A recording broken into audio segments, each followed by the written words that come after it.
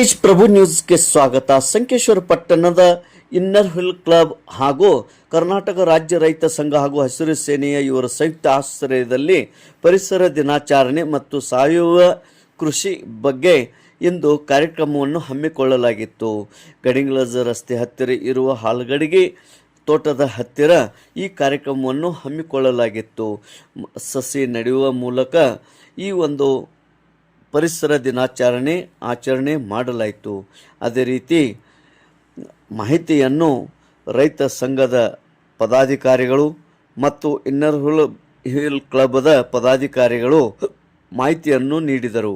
ಸಾವಯವ ಕೃಷಿಯಿಂದ ಆರೋಗ್ಯಕ್ಕೆ ಮತ್ತು ಎಲ್ಲ ಪರಿಸರಕ್ಕೆ ಕೂಡ ಉಪಯುಕ್ತವಾಗಿದೆ ಮತ್ತು ಉತ್ತಮವಾಗಿದೆ ಎಂದು ಅವರು ತಿಳಿಸಿದರು.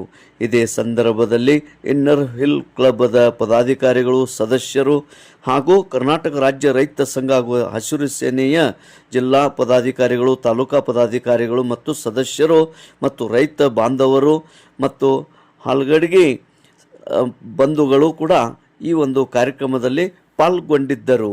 ಯಶಸ್ವಿಯಾಗಿ ಈ ಕಾರ್ಯಕ್ರಮ ನಡೆಯಿತು. ಇನ್ನರ್ ಹಿಲ್ ಕ್ಲಬ್ ಸಮಾಜಮುಖಿ ಹಾಗೂ ಅನೇಕ ಜನರ ಉಪಯುಕ್ತವಾಗುವಂಥ ಕಾರ್ಯ ಮಾಡುತ್ತಾ ಇದೆ. ತೇಜ್ ಪ್ರಭು ನ್ಯೂಸ್, ಸಂಕೇಶ್ವರ್.